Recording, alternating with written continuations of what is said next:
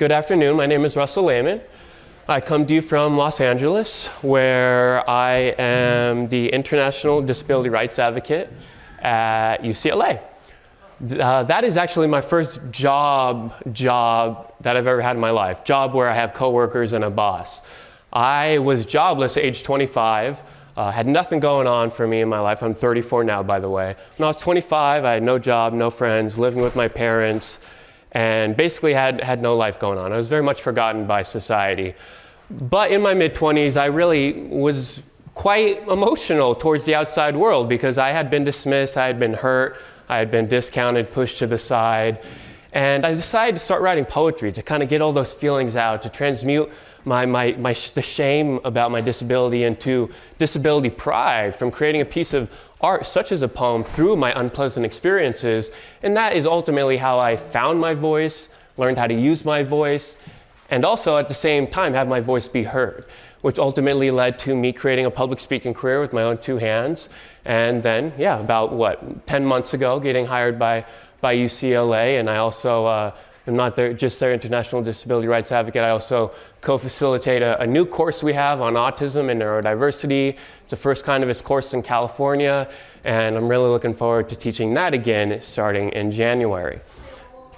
So today I'm going to intertwine a little bit of my life's journey into the theme of, we're all in this together. Disability community, as I'm sure you all know, is the largest minority group in the world. Over 1.3 billion people in the world have a disability, and it's a community that's coming for all of us, right? Short-term, long-term, young age, old age. We're all going to be disabled at one point or another in life. And that's really important for the outside world to remember, because that's an incentive for them to support us. A lot of people who have no connection to disability think we're this community that just needs to be helped, and they kind of pity us, and when we succeed at something, they react with great fanfare as if, why wouldn't we be able to do that? But this community is going to encompass all humans on Earth sooner or later, short-term or long-term. And that's really what I try to underscore in my presentations, is not so much to talk about autism and disabilities as if it's this other, but really unite it with the totality of the human condition, right? I think disability, it's not a bad thing. It's part of the human condition. And I like to call autism an exacerbation of the human condition. So I've come a long way in life. As you can see, that used to be me around age 8. I wasn't diagnosed with autism until age 12. I struggled since the day I was born, and I grew up in the Seattle area. So unfortunately, it took over 10 years to get a diagnosis. And that was after 5 weeks in a lockdown psychiatric ward for severe OCD, anxiety, panic attacks, depression, and meltdowns, which we didn't know were meltdowns yet. So I was very much a prisoner inside my own body. I think that's even like on an Easter Sunday in my house. I'm standing next to my mom. I cropped her out of the photo because who needs to see mom? Sorry, mom. But I'm even next to my mom, who I love more than anything. I'm obviously still very kind of inwardly focused. So I went from that to where I am now. Now, a lot of people see that comparison and they're like, oh, Russell, you've come a long way. And I have, a hell of a long way. But that little Russell is still within me. The only time I am at peace is right here on stage. In my personal life, I struggle a lot. I struggle with making friends. I struggle with leaving my house. I struggle going to the grocery store. I struggle vehemently. And the only time I am free, the only time I can liberate myself and talk openly about everything I struggle with and not have somebody react like, oh my God, in my personal life, it's not like I can tell somebody what I struggle with because I don't really know anybody who's autistic or familiar with autism, right? So I have very little opportunity to really talk about what truly matters in my life, in my personal life. So the really one-time moment of peace I have is when I'm on stage. So I have come so far. I have. But don't let this fool you. That little Russell is still within me today. I cry. I call my mom a handful of times a week and just cry on the phone to her. Life is very intense for me, but it's very painful. But it's through that pain that I found my passion, because the Latin etymology behind the word passion is pati, the prefix pati, which means to suffer and endure. It's literally what passion is. Passion of the Christ, it's the suffering of Christ. And I firmly believe that it's through our pain that we come upon our passions. When we go through pain, we tend to get curious, right? We tend to ask why. Why me? Why now? Why again? when we're having a good time, we're not stopping our friends when we're hanging out and say, guys, why are we deserving this good time right now, right? It's only in the moments of discomfort. So I've been through so much pain, and I continue to go through so much pain because I'm a delicate soul, strong spirit, but delicate soul, that I realize it's through my pain that I question, why am I here? What can I do to harness this pain and turn it into something that can move me forward in life? And that pain ultimately found its way out of my system, self-expression through the art of poetry, which ultimately led me to my purpose, which is now sharing my story, traveling the world, and sharing insights gained and lessons learned from my journey. So I'm going to start things off with one of my more popularly spoken word poems titled Dear Russell, and it's a letter to my younger self. Dear Russell, you're going to go through some things in your life. You're going to go through some real tough things in your life. I know you're just a young boy now, but I want to speak up and warn you of what's about to go down. Pretty soon, you're going to lose all of your friends. Pretty soon, you're going to see life through a different lens. This probably doesn't even make sense, but pretty soon you're going to go insane and wish you were dead. I know you're pretty popular now, but pretty soon you're going to be laughed at by other kids who won't know how. You became such a pathetic wimp who's too scared to leave his house, who's too scared to be in a crowd, who thought a whisper was so loud. But listen, you will never be a wimp. You will never be weak. You'll grow up to be stronger than a million ancient gods of Greece. Now, there are going to be nights when you just stay up and cry.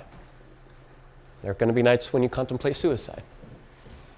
There are going to be nights where you just want to die, but you will have too much pride to give up on your life. You're going to be admitted to the psych ward 3 times, where you'll see naked people trying to find walls to climb. You're going to be rushed to the ER way too much, but these experiences are the reason you're going to grow up to be so tough. You're going to have your dreams come crashing down just because some pathetic adult didn't want you around. And you're going to have your heart break as if it were made of glass. And have no friends to fall back on when the love of your life packs up her bags. You're going to wish you were normal, just like everybody else, right? But I need you to remember that you have a very bright future, even though you're going to go through hell. Russell, I need you to be prepared for all the obstacles you're going to face. And at times you're going to feel like you're trapped in a maze. And at times you're going to feel like you've been so debased. And at times you're going to go into a craze and curse at the gods for why they made you this way. But Russell, I need you to listen to me. You might not be that different now, but you will be. Your life is going to seem like an utter disaster at times, but within you is the strength you need to succeed at being the best possible human being you can be. So keep your chin up, keep your eyes on the prize, because you'll far surpass everyone's expectations of what we can accomplish in our lives. But it won't be to your or my surprise. Thank you.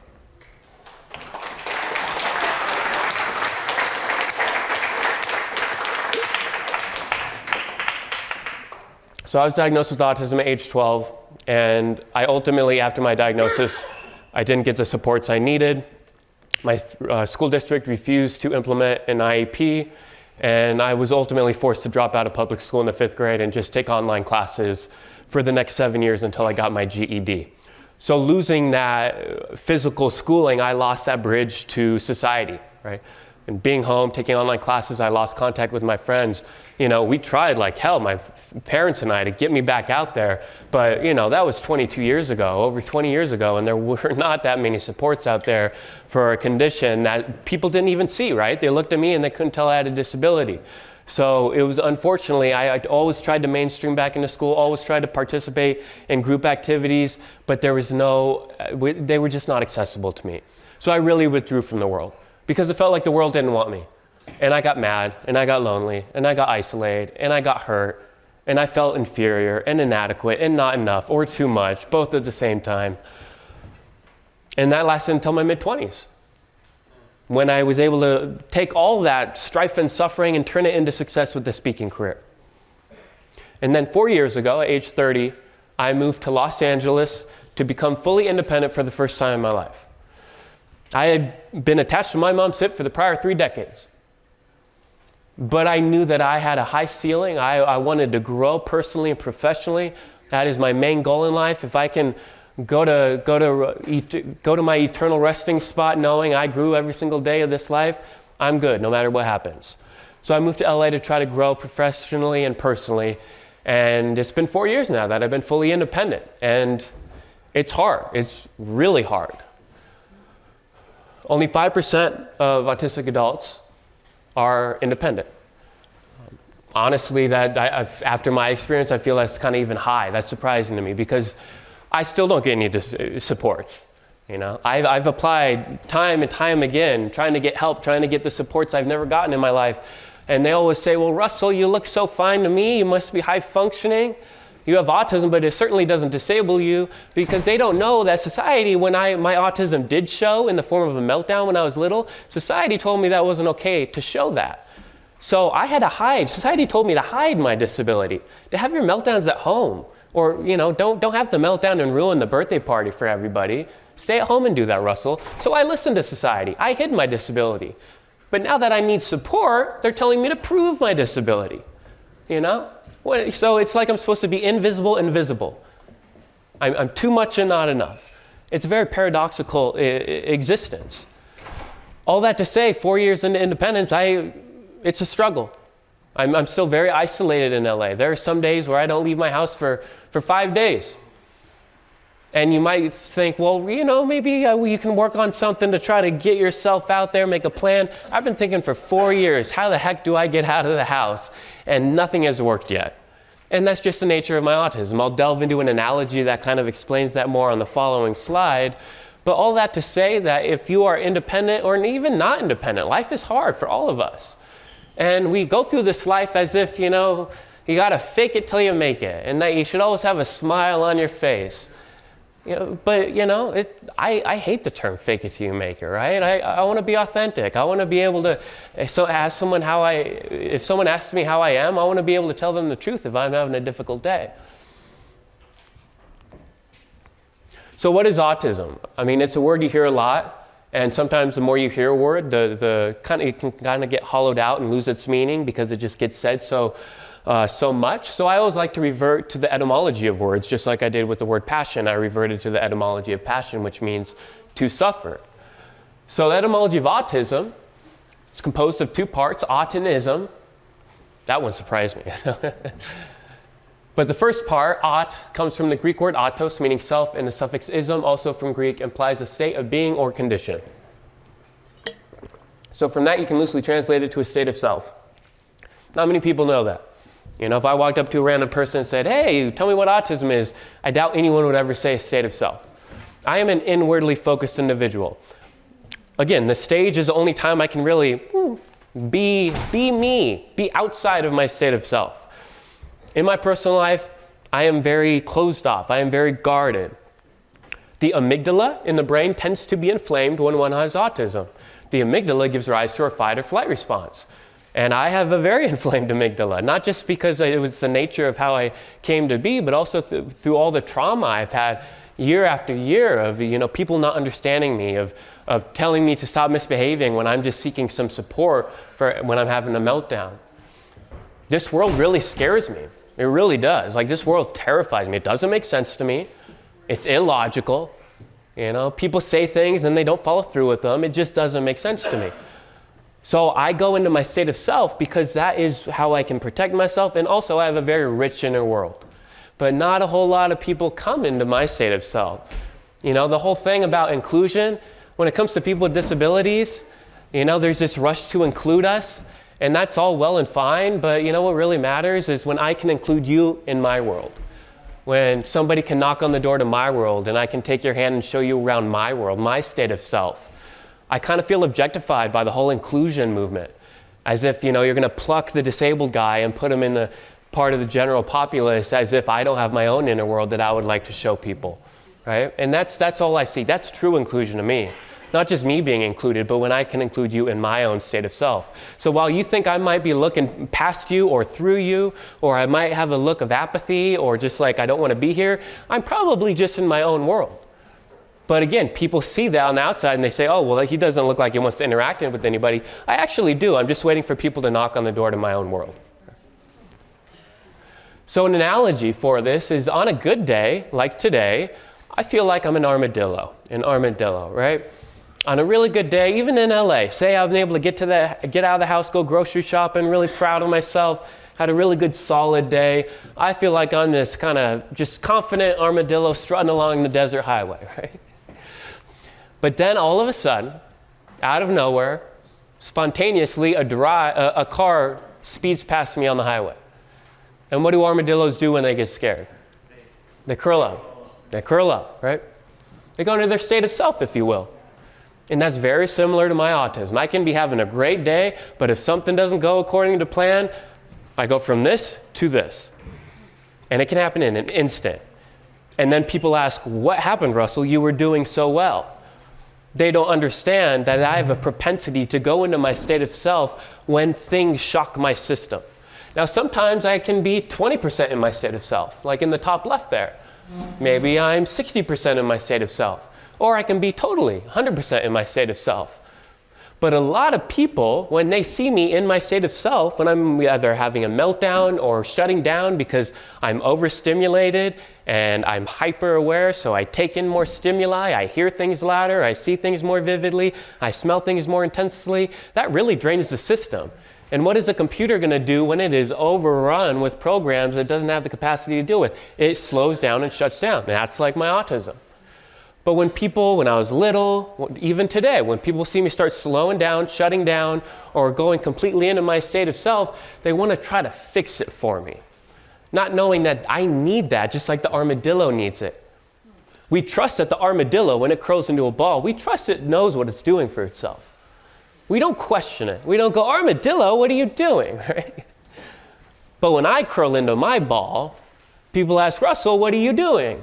It's okay. You don't need to do that. Well, I do need to do that because I need to self-soothe, and that's a way of self-soothing. The way you can actually help me is entering my world. I told you passion means to suffer. Well, guess what? Compassion means to suffer with. A lot of people ask me, how can I help you in those moments, Russell, when you're in that state of self, like the curled up armadillo, and you're having your meltdown, and you might be sobbing, rocking back and forth. I don't know how to help you. How do I help you? I just say compassion, suffer with me, sit on the ground, whether it's next to me or even across the room from me, and just be there with me.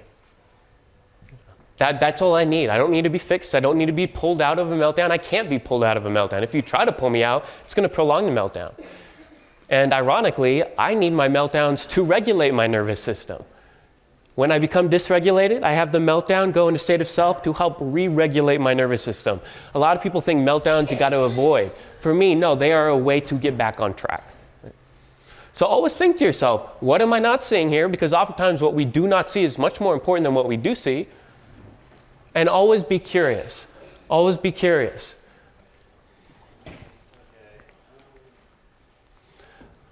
So again, I need to shut down in order to reboot. And I liken it to a phone. When you have to update your phone, you got to shut your phone off, right? Again, we don't get mad at the phone. We don't say, guys, dang it, like I want to use my phone now. Sometimes maybe we do get mad at the phone. But it shuts down, it has to do its thing. Same for me. I have to recalibrate. It's pretty weird. It's actually like every time I have a severe meltdown or breakdown or panic attack, and then I shut down and I kind of detach from the moment, because life is so intense, I am so hyper aware, I need to detach in order to, again, gain back the energy to revitalize myself. When I come back, I have a lot more insight into how I can function better moving forward. So I need that shutdown to update my software. So please treat me like your phone, right? People tend to treat their phones better than they do me when they see me shutting down.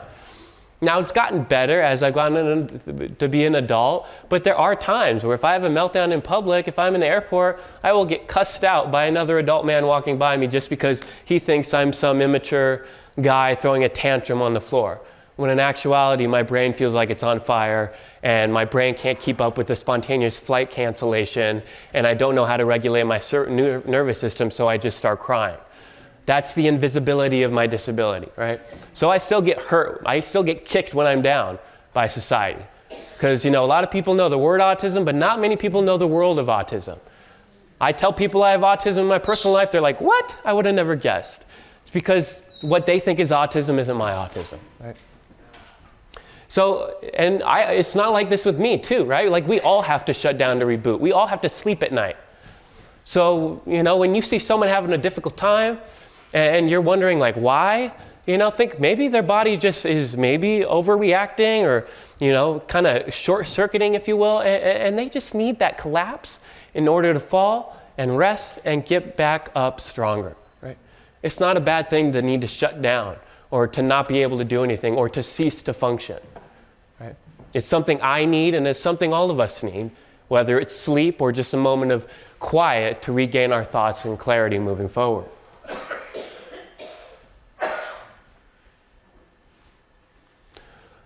So when it comes to behaviors, I'm sure you all know this, but again, there tends to be a lot of aims at fixing behaviors rather than figuring out what they're communicating. Behavior is a form of communication. It's funny, when I was in school and I wouldn't make eye contact with the teachers, they couldn't pick up on the fact that, maybe he's probably too anxious to make eye contact. It's pretty weird. They say I can't read social cues, but yet, teachers throughout my life can't read my body language. I often think like, am I autistic or is the rest of the world autistic? Because it's a very confounding experience.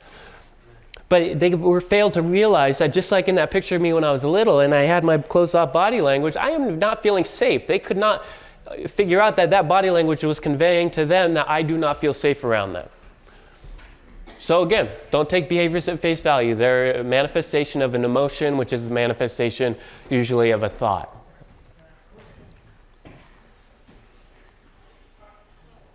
So is it so bad then to be misunderstood? Pythagoras was misunderstood, and Socrates, and Jesus, and Luther, and Copernicus, and Galileo, and Newton, and every pure and wise spirit that ever took flesh. To be great is to be misunderstood.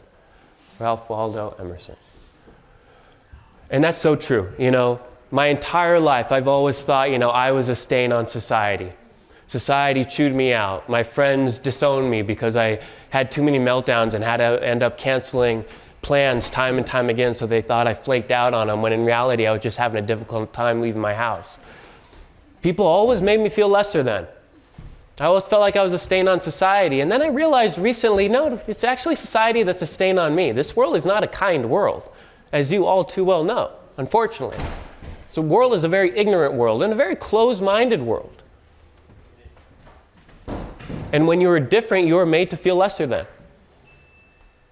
You are made to feel inadequate, inferior, and it makes you honestly hate yourself at times and not want to continue on. If people don't want you around, why would you continue?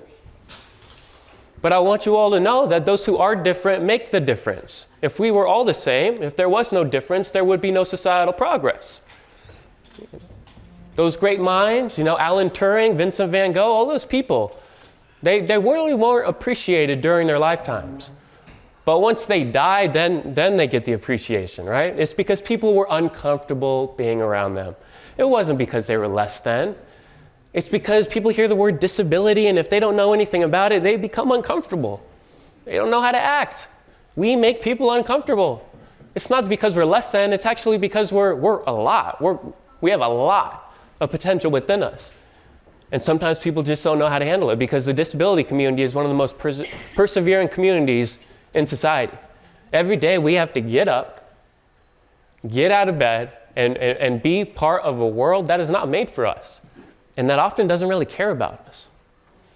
And to do that every single day and still have the will to go after your dreams and make a fruitful personal life is an incredible testament to the power of the human spirit. So please do not sell yourself short. Every day you go to bed, remind yourself that you got through another day in a world not made for you, in a world where you are underappreciated, and you need to make that difference up by appreciating yourself much more. And I need to work on that as well, because I forget that too. So Vincent van Gogh once said, "One may have a blazing hearth in one's soul, and yet no one ever comes to sit by it. Passers-by see only a wisp of smoke from the chimney and continue on their way." Vincent van Gogh, I read his biography last year, and he felt like a failure. People hated his early paintings because they were very dark. They weren't colorful like his later paintings.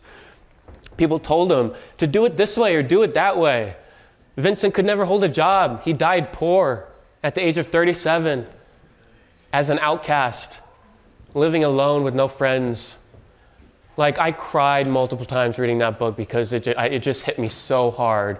And then again, the frustration of society undervaluing him and not caring, really giving a damn about him, until after he dies, then it becomes worldwide famous and everybody loves him. Now that's kind of sad, right? That's unfortunate. And it's society that needs to change. It's not us that needs to change. It's society. Right? Again, it's easy to blame ourselves that we should have been this way, or we should have maybe put that social mask on to impress somebody instead of being our true selves. This world isn't ready for people like us because this world is still back, it's archaic when it comes to the intersection of disability and society. And we, by being our authentic selves, move the ball forward and press for that societal change that needs to occur simply by being ourselves. So quick overview of my story before I get into the more meaty stuff. Age 7, I really began experiencing a lot of vicious meltdowns, panic attacks, depression, severe phobias. I also developed a severe speech impediment due to sucking my thumb every hour of every day. So again, my life is kind of a walking contradiction. I went from like the back of the room to the front of the room. I went from, being prevalently isolated to now traveling the world by myself. It's a kind of a perplexing existence. I went from dropping out of 5th grade to now teaching at UCLA. I went from having a severe speech impediment to a public speaker. I never would have thought I'd be a public speaker. If you came to me at age 14 when I still had that speech impediment and told me I'd be doing what I'm doing now, I wouldn't have believed you. And that is a great example of never letting the current moment dictate your future. No matter how difficult it gets, don't let that current moment dictate your future. You dictate your future. We all do, right? That current moment, however difficult, will pass. This too shall pass. And just like a phoenix rising from flames, we come back better and stronger. So age 9, these just all continued to kind of snowball. And I really started to, again, become a prisoner inside my own body. It was very difficult to do anything other than my OCD rituals. I'd wash my hands hundreds of times a day. I would have to wear gloves at night because they would crack. My hands would be so dry they would crack open and bleed and get the sheets all bloody. I was touching things in multiples of 4. I was looking at things in multiples of 4.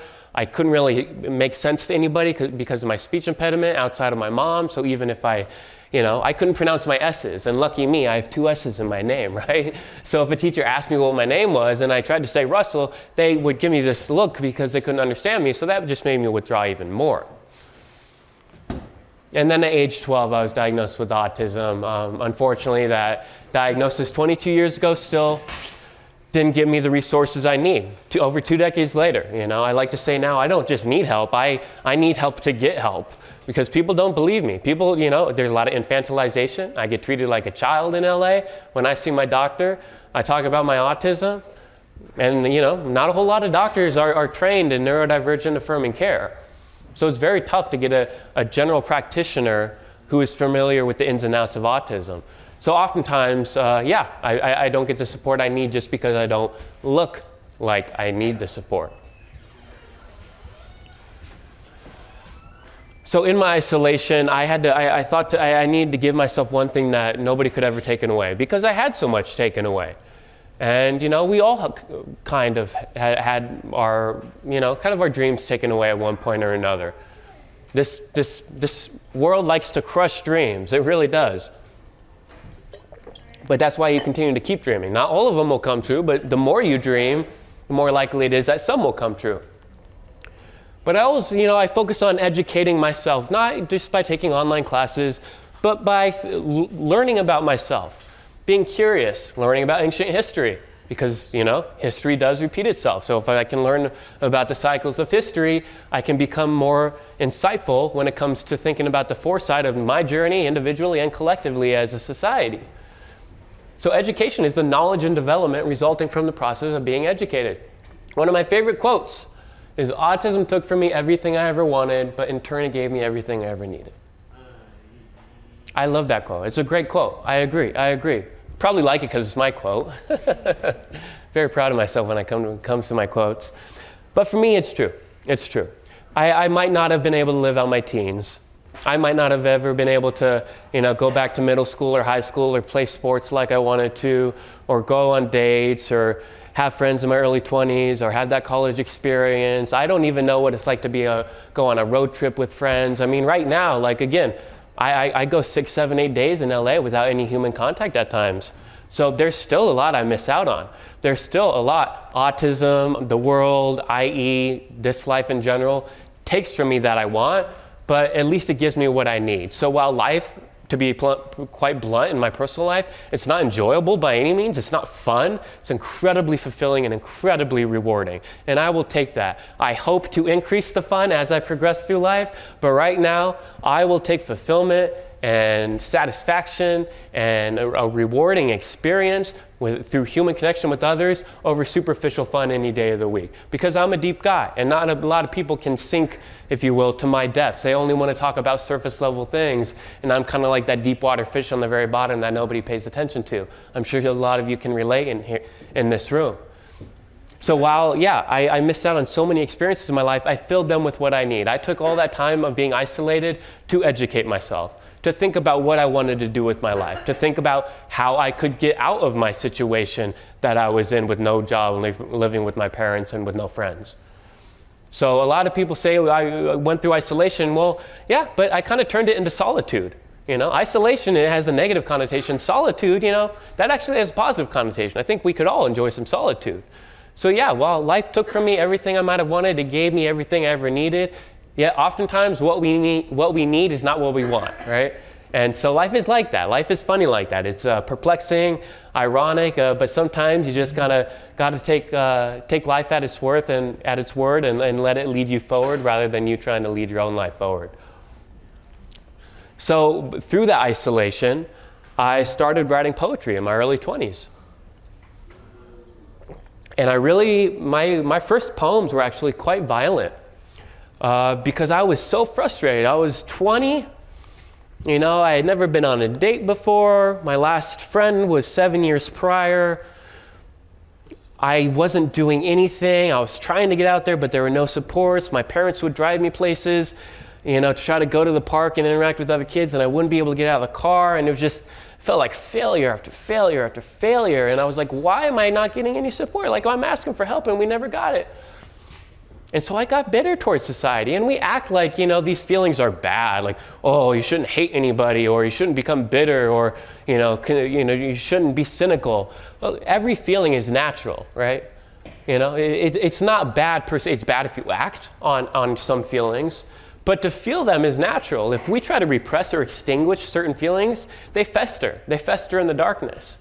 And the only way I was able to transmute my hate, my resentment, my bitterness was to put it down on paper in the form of a piece of art where I transmuted it into passion and then felt really damn proud of myself that I was able to take all that shame, put it on paper, and feel like I had accomplished something if I didn't even do anything else that entire day.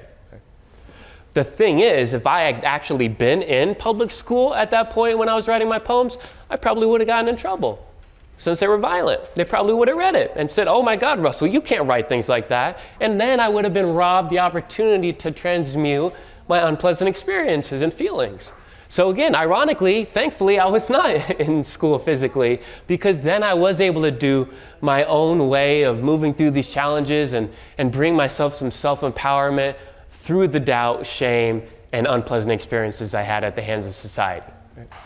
So my first book of poetry, I self-published. I was 20, called Inside Out. It was like 10 years before the movie Inside Out. And I was hoping they would pay me for the royalties of that movie or something, but never transpired. But yeah, I self-published my first book because I just wanted the world to know I existed. I just wanted the world to know I existed. I just wanted to put my story out there. I did not know there was a disability community at that point.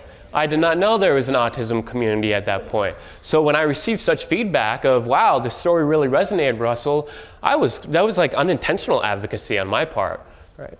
So that's kind of what empowered me to continue to write and continue to share my story, and then ultimately try my hand at public speaking to reach a wider and larger audience. My second book, it's called On the Outside Looking In, and it's close to 500 pages, lots of poems, but autobiography as well. I have some with me if anyone is interested. After my speech, you can come up, ask me questions, and if you want to buy a book, I'll sign it for you. But it's pretty cool to be able to hold a book in your hands and say that through blood, sweat, and tears, this came to fruition, right? Again, if there is no struggle, there is no progress. Remember that next time you're going through a difficult situation, because those are when you grow your roots, right? When the wind blows the mighty tree and it almost topples over, that's when the tree has to grow the strong roots. And, if there's no wind, then the roots wouldn't be that strong. So, without struggle, there is no progress. So I want to talk a little bit about self-expression, self-advocacy, right? And we are always free to choose how you express yourself. So what does self-expression do? Well, it brings authenticity, autonomy, and agency. There's some themes, some theories here such as Carl Rogers' congruence. And, it's kind of a deep theory, but in essence, it refers to the consistency between a person's internal experience and external behavior. If we're not truly expressing ourselves, then what we are experiencing on the inside is not going to match with how we are expressing ourselves on the outside, right? And only through authenticity can we take what we're feeling on the inside and act authentically with that in the external world. Immanuel Kant, the great German philosopher, said autonomy involves acting according to rational principles that one has set for oneself rather than following external commands. Again, there's a lot of noise out there. A lot of people want us to do certain things. There's pressure to go down this career path or make friends with that person or take up that hobby or start exercising more or start swimming lessons. Like, a lot of people like to tell us what to do. But you really got to sometimes just tune out all that noise and really listen to your inner voice, because that will give you the agency to be able to follow your heart. And following your heart is the epitome of expressing yourself authentically, is when you can follow that gut instinct and say, you know what, I'm actually going to do this. Not because anybody is telling me to do it, but because I want it for me. Self-expression erodes stigma. Self-expression of the lived experience deconstructs social stigmas. So you guys might be, I oftentimes feel very ashamed when I am struggling at home in Los Angeles. I feel like, the world doesn't like me, I just feel like, why would I ever share this vulnerable moment? But then I realize that with vulnerability comes a lot of strength and positivity and liberation. And with that vulnerability, being vulnerable is the only way we can erode stigma. We have to be vulnerable and open up to show people who we really are, not just, how disability is portrayed in the media or how doctors think of disabled individuals. We have to open up, and it's kind of sad that the onus is on us to rid the stigma. Our allies aren't really the best people to do it because they don't have the lived experience, right? It's on us, and it's uncomfortable, but through baby steps, when you can open up and be more vulnerable, you are opening your world to the outside world, and people, if they don't want to come into your world, they can at least look in and get a glimpse of the authenticity of what reality is for people with disabilities. Self-expression is also an incredible emotional release and transmutation. It's very cathartic, very healing. When we open up, I think we all know how good it feels to talk to somebody we feel safe with about our struggles. We feel lighter afterwards. When I cry, after I cry, I feel a lot lighter. It feels good. It feels healing. I got it out of my system. Self-expression is the epitome of that. We can also integrate the unconscious elements of the psyche. A lot of what I feel, I don't know where it comes from per se. Still to this day, when I, see other people walking down the street and they're walking in a group with 3 other friends, and I'm like, man, I've never walked down the sidewalk with a group of friends in my personal life before, and I start getting mad at them and envious.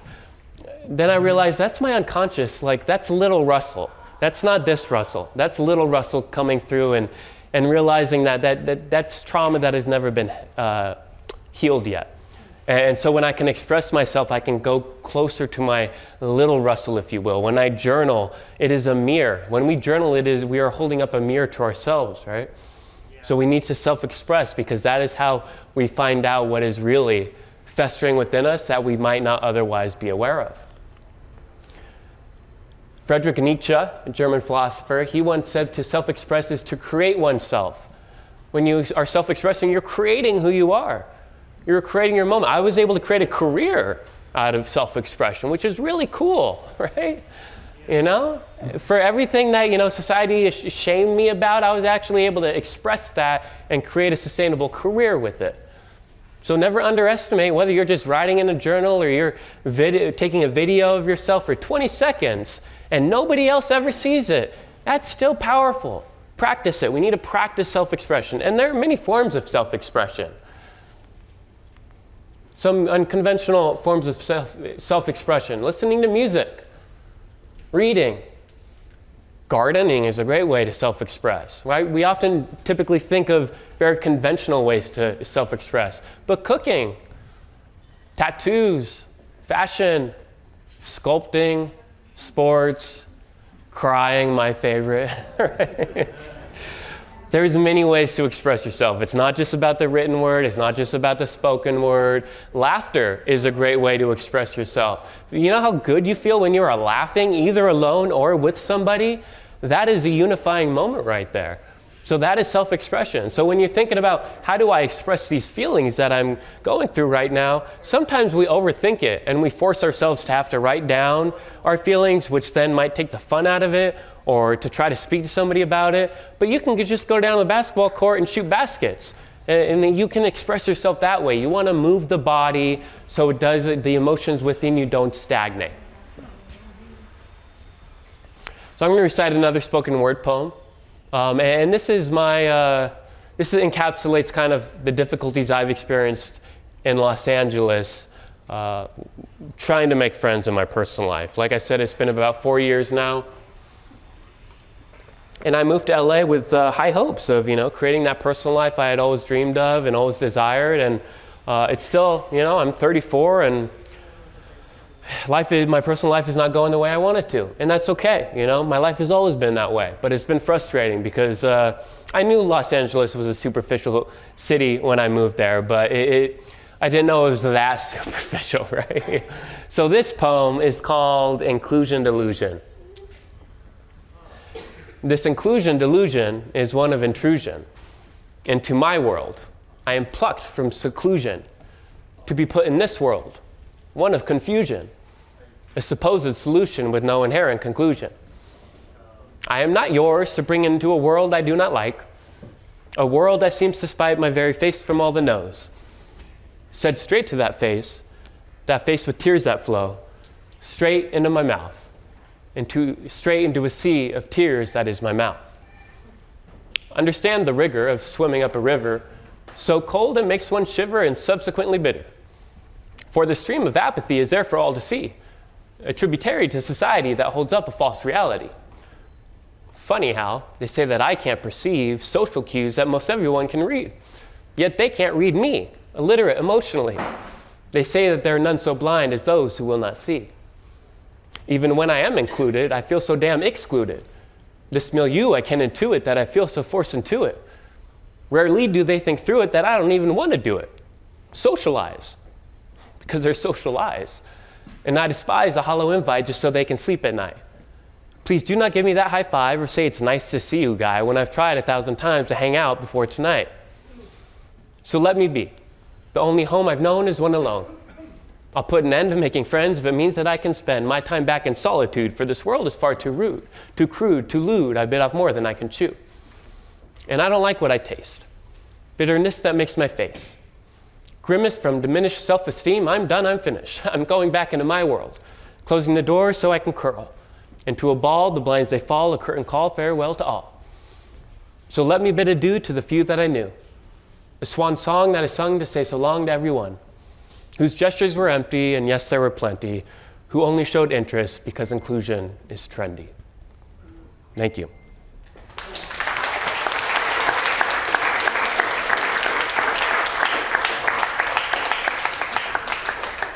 We try to force inclusion in this world. I mean, I always say, how sad is it as a society that we have to remind ourselves to include others?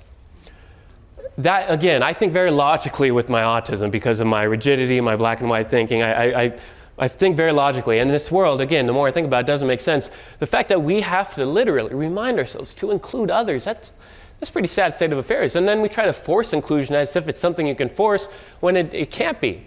It unfolds naturally when you have a supportive, safe, nurturing environment. If I try to include somebody, it's going to feel fake, right? But if I create an environment where all are welcome, that's true inclusion. And, sometimes I feel like we shouldn't even use the word inclusion. Belonging is more the essence of what we're getting at. Because I can feel it, like I said in the poem, I can be included. Does that mean I feel included? No, not always, no. Sometimes I feel more excluded because I am included, but I'm in a room full of people I don't know and nobody's coming in to even initiate a conversation with me. So I think we all want belonging. And that's not just a disability thing. Everybody wants that. And what's cool about disabilities is when you reverse engineer, when you unpack the accommodations we give to the disability community, that benefits society as a whole. Right? So that's buy-in. That's an incentive for people with no connection to disability to help us out, because when you help us out, you're also helping yourself out. Right? So nurturing a feeling of trust. To create that safe environment, here's a few simple tips you can do. Dialogue, talk about what trust means to those around you. Trust is relative. We all don't have the same definition of what trust is. So we need to talk about it. What does trust mean to you? What does it feel like? Validate others' emotions and perspectives to foster connection. Having an invisible disability, I don't get a lot of validation for my struggles. Again, if I had a broken leg, people would say, "Are you okay, Russell? How's the healing coming along? Can I do anything for you?" But if I'm about to have a meltdown and I'm walking through the airport, nobody can see that. So nobody asks, "Oh, are you okay? How are you doing? Can I do anything for you?" And then when I do tell people my struggles, a lot of the times they say, "Oh, Russell, don't think that way," or "You're overreacting," or that's not that's not reality, you know that, right? And they're trying to help, they're well-intentioned, but they're not validating what I am saying. They're dismissing my struggles when I am the one opening up to them and being vulnerable. So validate. We were born with 2 ears but only 1 tongue because nature intended us to listen twice as much as we speak. We talk too much. That's a quote from ancient Greece about 3,000 years ago. We talk too much. Listening is the number 1 way you can validate somebody. If you want to say something, say, "I can't imagine what that might be for I can't imagine what that might be like for you." Or you can say, "I just want you to remember how strong you are to have to battle this day in and day out with nobody ever asking if you're okay." That's how you validate emotions. You can even just give the individual a hug. You don't have to say anything back. Sometimes we overthink it and we're like, "Oh, I have to say the right thing in order to fix this situation," when it's really the simple things that we often overlook because they are so simple that mean the most. Respect boundaries. Right? We want to talk about boundaries too, because if you cross a boundary, that's going to erode trust very quickly. Be consistent. Follow through with what you say. Words matter. Especially me being autistic, I tend to take things literally. So in Los Angeles, a lot of people, say, "Yeah, let's grab that coffee sometime, Russell." And I reach out 2, 3, 4 times trying to grab that coffee and never transpires. And I can't let go of the fact that why would they say, "Let's grab a coffee," if they didn't mean it? Again, I know I'm not the typical human because I'm autistic, but again, I guess, I need to understand the illogicality of this world, I guess. So follow through with what you say. Be careful with what you say. Be intentional with what you say. And then initiate trust, too. Why is the onus on the disability population to always open up? If I'm seeing a new psychologist or psychiatrist, and I'm at the doctor's office, and I don't feel safe with them, I'm expected to open up about my journey, my painful journey, while they just sit there and don't tell me a damn thing about their journey? I mean, they're the one with the higher balance of the power dynamic. And yet me, the little guy, is expected to initiate the vulnerability. We got it backwards. If you're a teacher, if you're a parent, if you're just a friend of somebody with a disability, open up first sometimes. It's halfway. It's a two-way, meet me halfway. It's a two-way street. Right? I don't want to always just be the one to open up and then you say, "Okay, thank you for doing that," but then you never open up to me because then I feel like you don't trust me. So why would I trust you if you don't even trust me enough to open up to me? Right? So initiate more, initiate. This is one of my favorite quotes. The fish trap exists because of the fish. Once you've gotten the fish, you can forget the trap. The rabbit snare exists because of the rabbit. Once you've gotten the rabbit, you can forget the snare.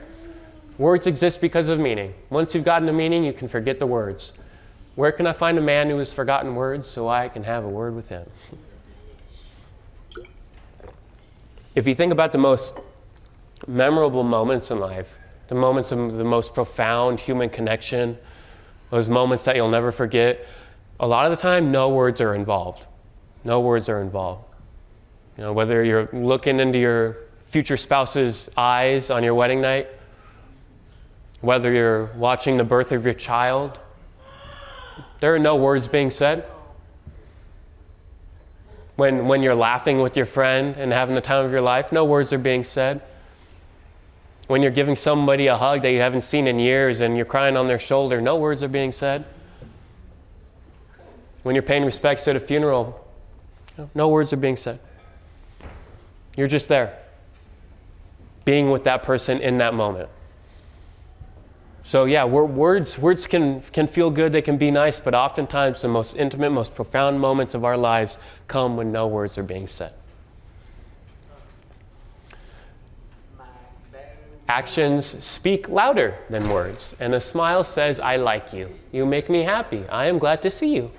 That is why dogs make such a hit. They are so glad to see us that they almost jump out of their skin. So naturally, we're glad to see them. Smiling is a great way to support somebody. Right? When somebody I don't know smiles at me, I feel like I'm included. I feel like I belong. It's just naturally inherent that all of us feel that way when we get smiled at. That is why we love dogs so much. They're always happy to see us. So that's a great way to increase, trust and initiate that intimate relationship with someone you're trying to support or one of your friends you're trying to get to know. Show them that you do belong, that they do belong, that you care about them. I always try to, when on my good days, if I go out for a walk in LA, I always try to smile at everybody. A lot of the time people don't smile back because LA is very detached. It's not like West Virginia where everybody's asking each other how they're doing. LA is very cold. Not a whole lot of people ask other people how they're doing in Los Angeles. But I still try to smile because, again, I don't know what those people are dealing with. Could be something that I can't see, much like I'm dealing with something that they can't see. But a smile goes a long way. So again, if you're at a loss as to how to support somebody, sometimes it's the simple things. Again, just smile, just a hug, pat on the back, and a head nod, a little I see you, I see you. And then oftentimes we, in the disability community, forget about the joy quotient, right? Is what I'm doing helping this person live the life they want to live? Employment is great, independence is great, self-determination is great, But if it's not bringing the individual joy, then what's the point? And we really need to focus on that. Joy, contentment, stable foundation, and then you can build on top of that. But you can't build independence unless you have a foundation of joy and gratitude and contentment with your life. You can, but it's going to be a very wobbly structure without that foundation. And sometimes we want so much for people we love, or for ourselves, even like myself. I want that in life of independence, but I'm honestly questioning it now. Should I move back with my mom? It's not what I want to do, but I certainly am more happy when I'm around her. So sometimes we push ourselves thinking we want something when, again, it might be what we want, but it's not what we need. So always ask yourself, whether you're helping somebody or whether it's you yourself, right now, am I doing things in my life that I want to be doing? And is it bringing me joy and fulfillment? Because if it's not, then, what's the point? We only get one shot at this thing called life. So I'm going to break down the difference between helping and supporting quickly, and then I'll open it up for questions for a few minutes, and then if anybody wants to ask me additional questions at the table with my book signing, feel free. But helping and supporting, sometimes these terms are used interchangeably, but there's a big difference. Helping is being aware that we can help, and then knowing when to help. It's active, it consists of encouragement and compassionate guidance, and it includes actionable and pragmatic practices. Sometimes, as a disabled individual, people tell me what to do in order to get through my struggle. When I was a little kid and I couldn't go into my mom would drive me to school and I couldn't go in the front doors, the teacher would come out and tell me what to do. Russell, don't think, just walk in. Take your hood off first, and please look at me at the eye when I'm talking to you. I need you to listen to me. I'll be there with you when you go in. But she was telling me to do things, yet she did not know me. So she probably was trying to help, sincerely help, but she didn't know how to help me, and therefore it hurt me because I went along with what she said, and it was detrimental. I like little things can be quite traumatic for me. Trauma is relative too. So I can get like a paper cut on my heart for something that most people think is, what's the big deal, Russell? It's because I'm hypersensitive, hyper-aware, right? The more you're hyper-aware, the more likely you are to be traumatized by this world. So when you don't know how to help and you try to help, that can hurt.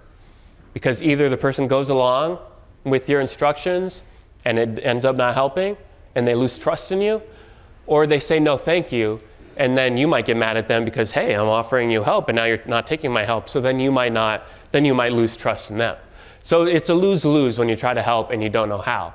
If you don't know how to help, that's fine. There's a lot of times we're in over our head and we don't know what the hell to do. That's fine. That's when you support. I don't need a lot of help in my life, honestly. I do need a lot of support though. And support anybody can do. Support is when we are aware that we don't know how to help. It's passive. It's compassion, suffering with, listening, validation. And it can include asking what may help with simple yes or no binary questions. If I'm having difficulty being verbally communicating, ask me something that I can do with thumbs up or thumbs down to, head nod or head shake. Something easy for me to process when my brain is overwhelmed and overstimulated. That's supporting. Giving me a hug when I'm on the verge of a meltdown in public. That makes me feel safe. That's supporting me. All right. So if you don't know how to help, if you don't know how to fix a situation, that's okay. Nothing really needs to be fixed. I just need some support to get through this moment. And then some food for thought on this topic. If your friend's appendix bursts, you'd call 911. You wouldn't grab a steak knife and start getting to work because you know you're not the best person for the job, right?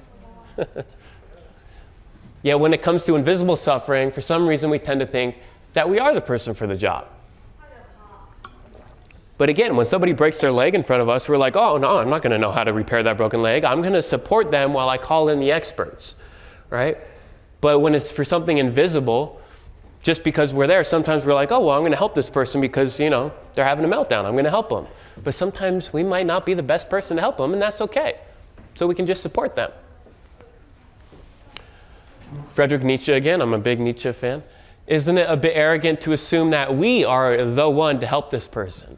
And this is, again, just food for thought. None of this is right or wrong. Just something to think about.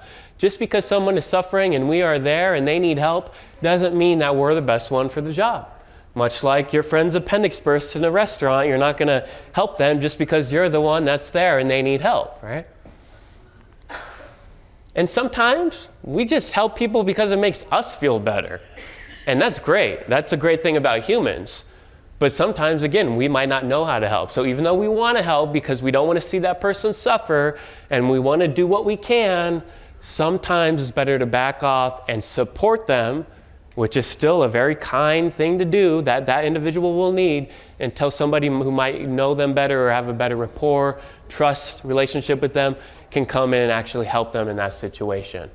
And then if you always try to swoop in and save the day, you can rob the individual the opportunity to self-discover and resilience build. So I'm going to pass through this. So I just want to do this one last slide and then we'll open it up for questions. But again, I talked about perseverance earlier. Steady persistence in a course of action, a purpose, a state, etc., especially in spite of difficulties, obstacles, or discouragement. I put this picture of an individual pushing a boulder up a hill because it's an ancient Greek myth. There was this Greek god named Sisyphus who was damned for eternity to roll a huge boulder up a hill. And every time that he pushed a boulder all the way to the top of the hill, he would let go and it would roll all the way back down. And then he had to push it all the way back up again, just to have it roll back down. And that was his hell. His damnation was to do that for eternity. And so Sisyphus was able to find purpose, not in the end result of hopefully the boulder stays on top of the mountain one day, but simply in the purpose of trying, in our attempt to overcome struggle. That is where we find what we are truly made of. And that is the purpose. Not necessarily overcoming it per se, but discovering parts of ourselves in the midst of the battle. And I want to say to you all, to wrap it up, I mean, if Van Gogh kept painting after all the ridicule he went through, since Sisyphus always kept pushing that boulder up the hill, even though the millionth time it fell all the way to the bottom, we can continue to advocate, to express ourselves, no matter how few may or may not listen, no matter how many times we might be dismissed or invalidated, no matter how many times we might be made fun of because we're behaving awkwardly or not typically. We can continue to live our true lives, and with that, it erodes stigma, stereotypes, increases acceptance of everybody in our community, not just the disability community, but society in general. And that is the way we are all in this together, is to come forward through our vulnerability, individually, collectively. And I want to thank you all for being part of this event, for being in places like this, where you do feel supportive and included.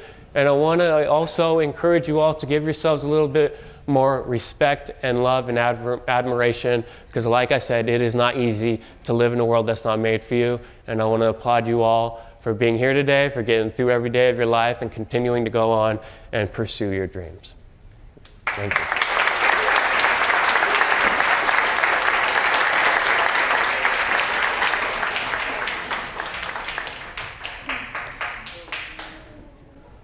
Any questions?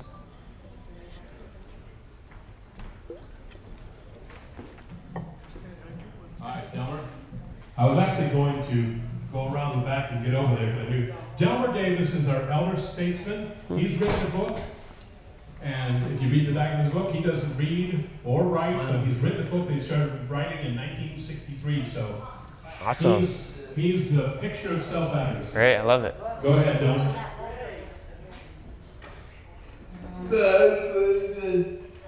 My question. Number one.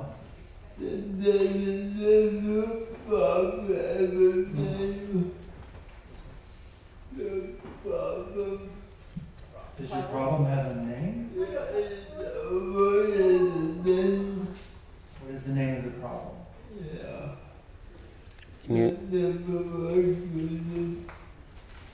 That's my number one question. Can you expand on that? The problem, are you talking about like my struggles or my disability? Yeah, what is your number one problem, I think? Oh, my number one problem. Oh, okay. So the biggest thing I struggle with. Good question. Gosh, that's a tough one. I guess right now it would be independence, living independently. That's my biggest struggle right now of, again, trying to just be on my own after 3 decades of being with the person who kept me safe after all the pain I've been through, to branch out, to live the life I wanted. It's like a baby bird trying to learn how to fly, and it's, I'm flying half the time, but the other half of the time I'm falling on the ground and getting hurt and losing confidence. So it's very much an up and down, turbulent ride of vicissitudes, if you will.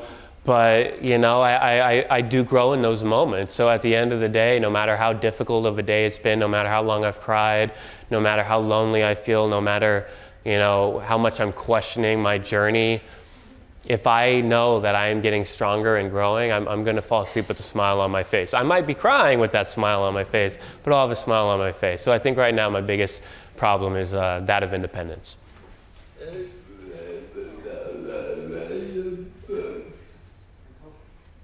Have you ever thought about writing a book, like an autobiography? Yeah, so I have it right there in the box. I'm selling them in a few minutes. So yeah, I've written an autobiography, and it's pretty cool again to be able to, tell my story, and then to be able to kind of hold my life in my hands in the form of a book, like right? Pretty powerful stuff. Thank you. Yeah, you're welcome. Did like superheroes when you was growing up? No, I was a big SpongeBob guy. Yeah. I got a question back here. Kathy? Okay.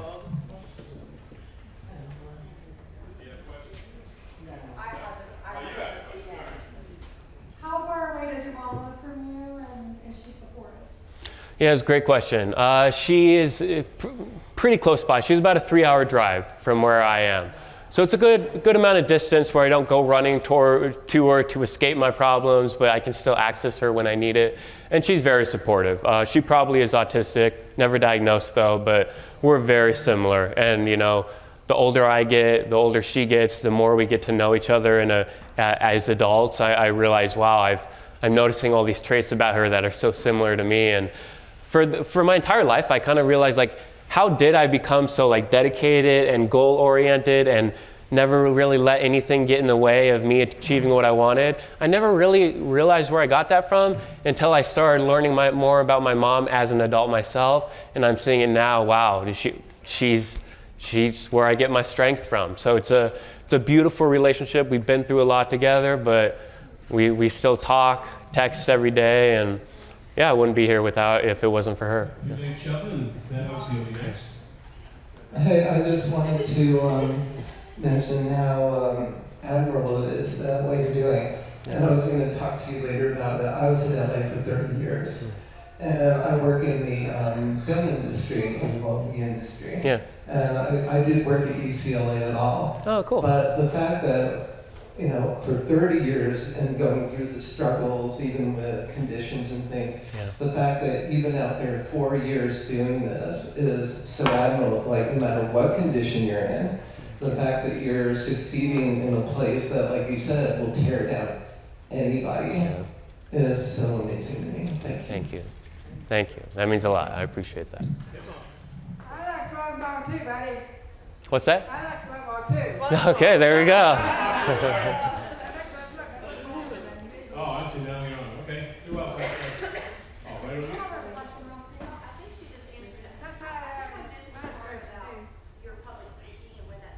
Oh, she wanted to know when you started public speaking. Yeah, I started public speaking around the age of 26, 27. I self-published my first book of poetry in my early 20s, and that was like an unintentional taste of advocacy. I didn't know so many people would resonate with my story. And so about 5-6 years later, as the book kind of died down and I was back at home kind of wondering where my life was going to go, I realized, why not try not only just writing about my experiences, but speaking about my experiences. And kind of zeroed in on that. I like to manipulate my OCD to turn it into extreme ambition. So just kind of obsessed about it. And about 3 years after that, it became my first job and full-time job. Even everybody is having a disability, even if they were well-meaning, even if giving others around you, didn't you see, even if they were nice to you, even wasn't a date, even though I was trying to say, why would you treat him differently? It's like, well, you're not him. They were nice to you. It's like, not just you, like others. Even if it was well-meaning people. Is it like that? That you or others?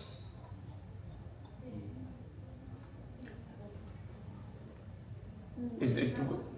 Yes. So have you ever had people treat you nice just because you have a disability? Oh, yeah. Even though it's well-intentioned? Yeah, so even though they're like, oh, he has autism. Oh, yeah. So let's be different. Let's treat him differently and be nice to him. Yeah, that's a great question. Thank you for that. That's part of what I call infantilization. I mean, he has autism, so let's just, make it comfortable for him and, try to make it, they don't try to connect. They just try to, again, kind of patronize me, placate me, appease me, if you will. Just because, again, they're uncomfortable around me, so they want me to just kind of be comfortable so they don't have to deal with me. Happens a lot, unfortunately. Again, well-meaning, But again, ignorance does a lot of harm in this world, and that's why we got to be authentic about our story so we can enlighten people. I will give you just a little insight. I paused for a moment, like, well, we're changing time on dinner. I'm like, well, that's what dinner is. And you know what? He hasn't acted very autistic lately. He's changed times. We've thrown different things at him and with a bunch of people. So you haven't been acting very autistic. I just want you to know that. Thank you. My brain has been acting autistic, but too bad you can't see my brain. That's exactly right. Yeah. Amy. Amy. Okay, what? Noble. All right, two questions. Did you write some book? Did I write a book? Yeah. I did, yeah. I love writing. So I've written 2 books so far. I'm writing a 3rd book, and writing is how I found my voice. You know, it's the written word is pretty powerful, but any way you can communicate. You know, you don't have to communicate through words. You can communicate through body language. You can communicate through various means. So communication is very powerful when you can communicate what you truly want to say. Thank you. Is all your poetry contained in a book, or is it just kind of throughout the? Yeah, in that one it is. Yeah. That one, okay. And your prior book, your first book too, right? First book, yeah. I don't have that one with me. Right. Yeah. But I'm sure it's available on Amazon. Yeah. Yeah, I have a question. Yeah. And this is under your guest speaker. Now, I was wondering if sometimes if you do guest speaking via video sometimes, and because like myself, sometimes I have autism, and I didn't know I have autism until I was 4 years old, and I was in a hospital in Cincinnati, but not in Huntington, but Cincinnati. I was wondering if you had it spoke to other people, even if you had it via video or not video, but spoken to other people via whatever. Are you asking if I do speeches with like virtual? Or? Virtual. Yeah, a lot. Yeah, ever since the pandemic, there are a lot of virtual events that I speak at. Yeah. Dave has another quick question. Okay, I wanted to talk to you about, ask this. Being out there 4 years now, some of the biggest things that people react to is how have you gotten along with the traffic and the pace of everything, because even like anybody sitting in 405 traffic or anything could be hard. How did your condition, were you able to overcome that, or have yours, it's still difficult? Oh yeah, it's still a learning curve, big time. That's partly why I get stuck inside my house so much, is the overstimulation of everything outside of my house, right? There are times. What part of LA do you live in? I'm in West LA, so right next to Westwood, right next to UCLA. So yeah, I mean, there are many times where I think I could really benefit from just going to a park right now, but that means I have to get in my car, drive in this traffic, because even 2 miles is going to take 15 minutes in LA, and then chances are I get to the park and there's going to, it's not going to be that quiet there either. So it's a very inaccessible city for me, and I'm realizing that more and more, because when I'm in areas like this, I mean, like just waking up this morning and looking at this, these open spaces, I mean, I can just feel the load being lessened on me and taking less stimuli, right? So yeah, I'm trying to figure out how to still work at UCLA, but move somewhere more secluded, which really can't be done in LA, but I know I am where I need to be in life right now. It's just very difficult, but I'm learning and growing. So. Why did you choose LA? Good question. In hindsight, I don't know. You don't know unless you try. Yeah, well, I thought it was just, the best place to explore my personal and professional life. It has everything, and it does. And so, yeah, professionally it's going great. Personally, big mess. Are your books available online? They are on Amazon or on my website. I have business cards from my website. I got one more. Go ahead, Angel, then I've got a quick question. Okay. That I learned from Columbus. My question is, what did you learn about most in life growing up? Sorry, what did I learn? What did you learn about most in life growing up? Growing up. Good question. What did she ask? She asked, what did I learn most about life growing up? I think I'm still learning this, but I think to really accept myself. I will admit there are days where I don't want to be autistic. There are days where I just want to I've had my entire life relived and then been a normal student, gone to high school, gone to college, had a 9-to-5 job, no matter how boring it might have been. Because this life is a lot. And a lot of times I wake up and yeah, sure, I can feel good about the day, I can be confident with where I'm going. That doesn't lessen the load on my shoulders though. And I need to start giving myself, and I'm getting a lot better, but I have a long way to go too. Give myself more hugs, more looks in the mirror and saying, I love you, Russell. Because, you know, we can only really count on ourselves at the end of the day. You know, we're our own worst enemy and we're our own best friend. So the more we can, you know, harness that connection with ourselves is really important. Especially when you do become independent and you have no one else to count on but yourself. I'm going to ask the last question because we're about out of time. But so We got one back in. Well, make it quick. Well, okay. Becoming famous or well known has fixed everything, right? When you like go to the doctor and stuff, so it's like, oh, well, you're Russell, so that fixed everything, right? Yeah, absolutely. Yeah. I mean, everyone be famous and it fixes everything. Yeah. No, what's the reality of that? I mean, when you call the doctor, whoever, that really didn't change anything. No, it actually makes my life, my personal life, much more difficult because the disparity between my professional life and my personal life is drastically getting wider and larger because, again, in my professional life, I can be me. I get that social connection. I do what I'm passionate about. I'm able to, you know, do a lot of things I was meant to do in this world. But in my personal life, day-to-day basis in LA, I don't get the opportunity a lot unless I'm teaching at UCLA. And so, yeah, when I go to a doctor and I try to advocate for myself, you know, I'm a humble guy. I'm not going to really tell them that, oh yeah, I travel the world, I'm an expert on this stuff, listen to me, doctor. I go in there, unfortunately, naively, thinking the doctor's going to be a smart doctor. But unfortunately, no, they say, okay, well, you know, let me know if you need any more help when I just said I needed help. So, yeah, it's very frustrating to be fully seen in the disability community and then to go back to the real world and be completely invisible. Last question. Last question. My question is, when you were young and now you are adult, on your money situation, how did that affect you? Living independently financially? Yeah. It was tough at first. My parents helped me, you know, first year or two. But I'm fully financially independent now. And that's even saying that out loud is kind of weird to think about because, yeah, when I was in my mid-20s, I honestly thought I would be, you know, that 40-year-old adult living with his mom, which is not a bad thing. That's just, you know, kind of what I thought was going to be. But now I'm financially independent. I will say I've always been very frugal and meticulous with my money. So, and the great thing about my autism is that I don't need a lot of material things, right? I basically just buy myself books, clothing, and food. That's all I need. So I don't really waste it. Like I'm not the typical, obviously, person in LA going to bars every weekend, wasting my money. I'm able to save a lot because books aren't that expensive. So yeah, so that's one, you know, perk of my autism is that it's very easy for me to save money. One more round of applause for Russell. He's going to take down his single project. And I do want you to know I officially welcome to West Virginia by giving him a pepperoni roll made in Clarksville. And also, Amanda. Thank you, Russell, for that inspiring speech and all